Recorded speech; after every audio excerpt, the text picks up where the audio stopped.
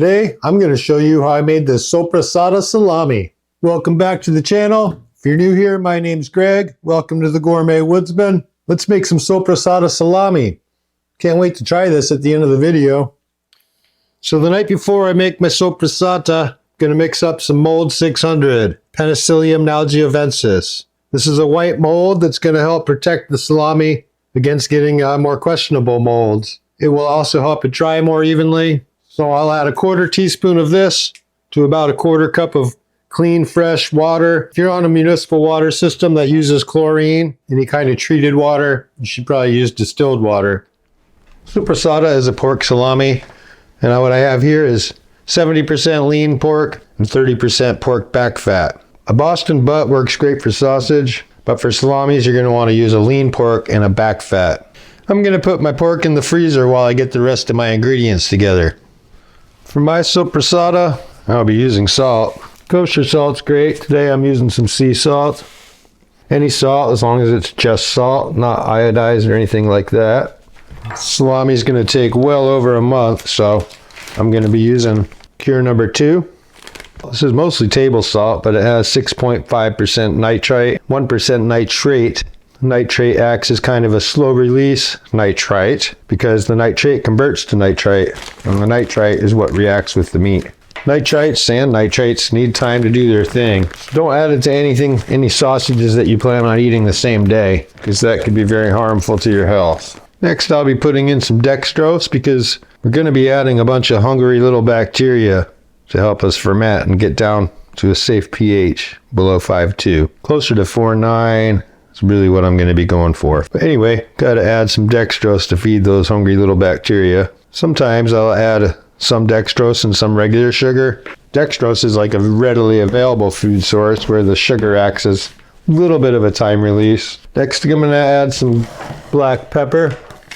I'm going to add some of it as ground black pepper, and I'm going to add some of it as whole peppercorns. That'll give us that nice slice through peppercorn that sometimes you see in a salami.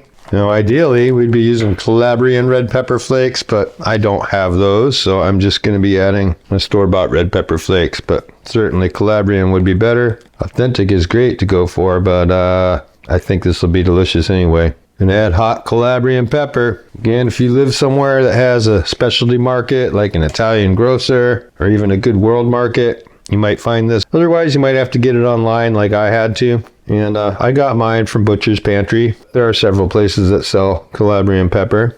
I think I forgot to push record for that last bit. So I added some fresh minced garlic, and I added some non-fat dry milk powder. Now, most salamis don't call for a binder, but quite a lot of the Soppressata recipes I looked at did call for a binder. So I decided to use a binder today.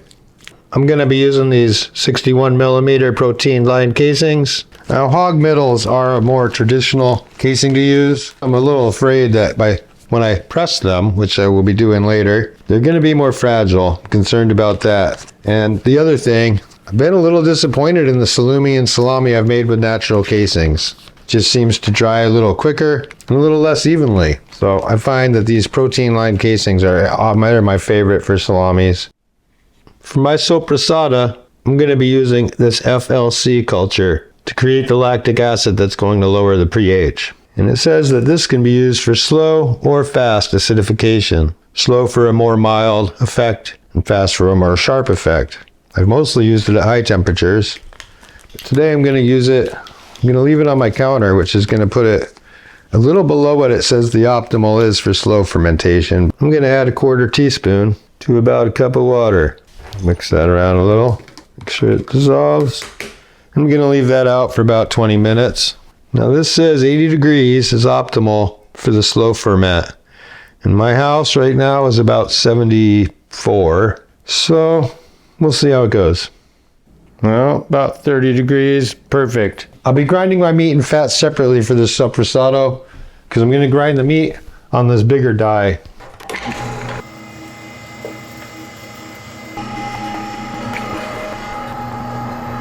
Run a little more meat back through to try to push out that last bit.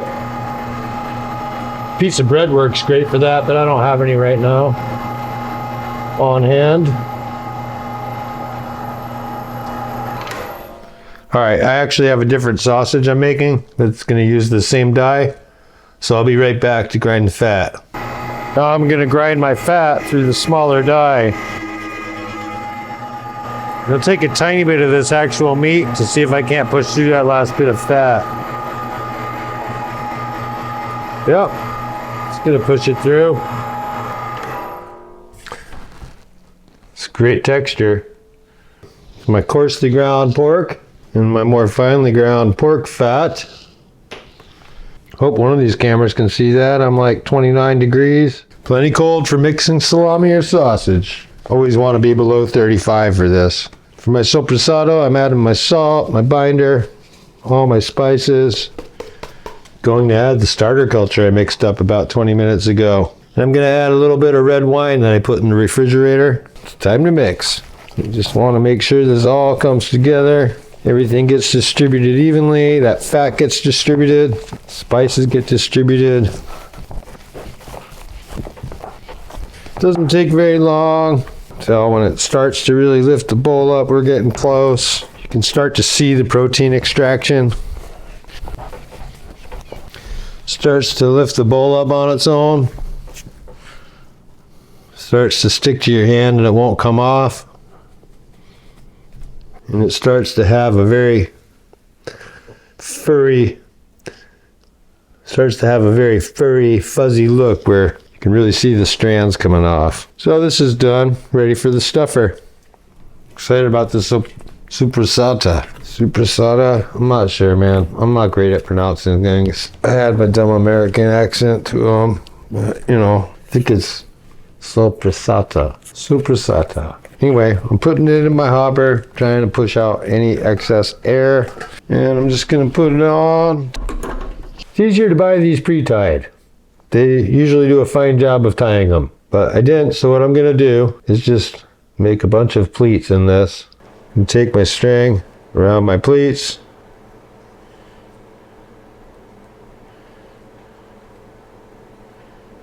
Make a knot.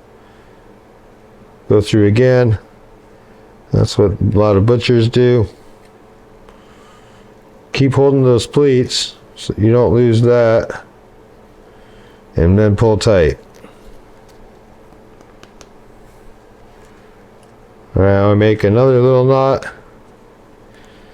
Just a simple one to hold that one tight. Then I'm going to fold this over. And I'm going to make another knot here on top of that fold.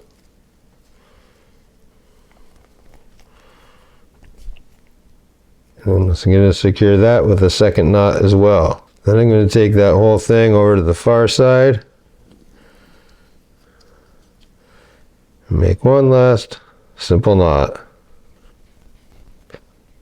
What it does is create this little bulb to absorb the weight. So the weight's, you know, not distributed on your knot, it's distributed on that little bulb. If you want to see a video on knots, there's lots of good ones online. I'm not your guy. And then you leave these two loose. You can tie a knot, you can hang it from that side. If you end up hanging it from the other side, I tape my tags to them. I just put my little tags around these. So anyway, onward. Gonna get this farce to the end of my horn. There he is. Gonna lube up my horn really good. I'm gonna slide on my casing.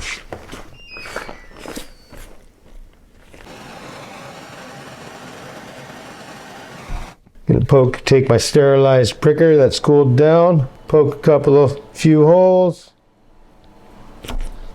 and then I'm gonna stuff, holding pretty firmly, not so firmly that I risk blowing out, and not as firmly as most salamis, because I am gonna press this.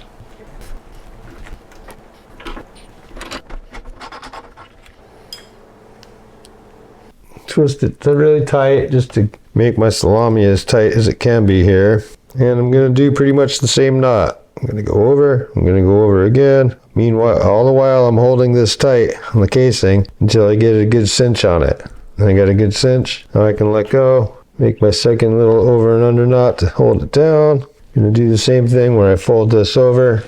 I'm going to make a knot on this side. Another knot on that side, bam, that's really all you need. I like to go to the other side just for some reassurance. Back to the first side one more time. Keep it under that little nub, because that nub is the key to this whole knot. Now I'm just going to take my sausage pricker, get any air pockets, and actually I'm just going to punch holes all along this thing. Especially looking for air pockets, making sure I can drain those of air. And I can feel that this side where I finished is looser, so I'm going to hang it from this side so it all, with gravity, helps maybe tighten up that looser end a little bit.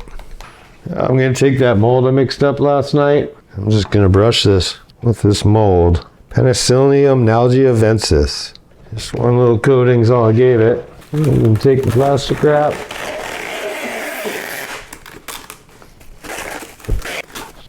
Flip it over. I'm going to wrap it tight. Come down this side. I'm going to wrap it tight. Come down this side. I'm going to wrap it tight. Now that's going to have plenty of moisture in there. There's always a small amount left in the hopper, and I'm going to take this piece and wrap it up. So I'm just going to have this little piece. This is how I'll test my pH. And that way I don't have to disturb my big piece.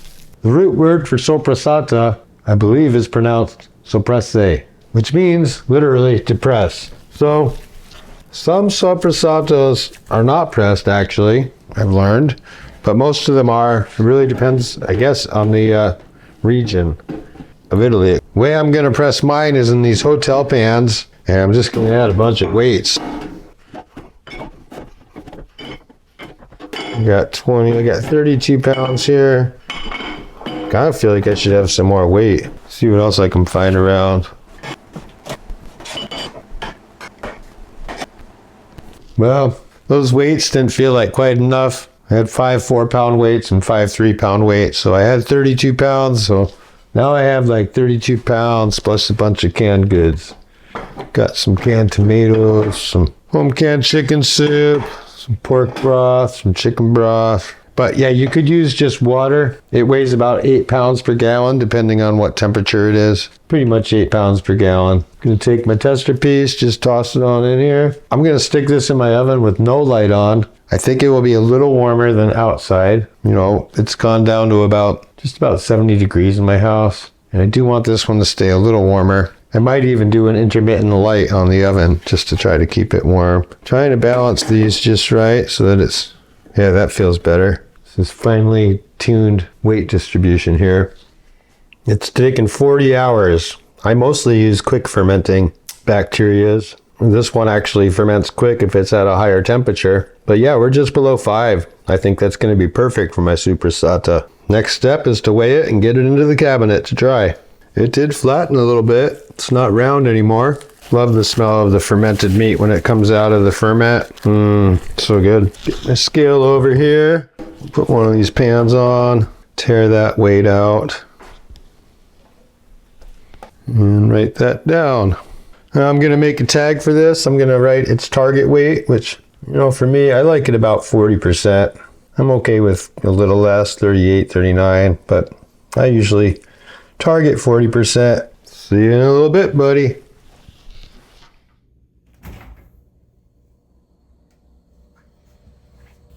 Well, I've had my soppressata in my drying chamber for just over 2.5 months. See, it stays about 55 degrees and about 80% humidity in here. And this here has lost 38% of its weight. So it's ready to go. Well, this definitely has some of the white mold on it, but it could have more. Definitely learned that the mold 600 doesn't stay good past its expiration date as well as the starter cultures do. There's no funky molds on them. Let's see what it's like inside. It's looking pretty good. I like that. Looking pretty good in there. It's got some nice fat distribution. Casing stuck well. Give it a taste.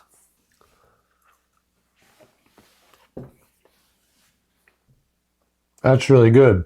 I like how you can see those peppercorns. You know, you couldn't just slice through a peppercorn if it was just fresh. But once it's in the salami and it's fermented and the whole thing is cured and dried, you can slice right through it and you get that nice cross section. Well, I'm liking this. It's got the fermented salami taste. Could be a little spicier for me though.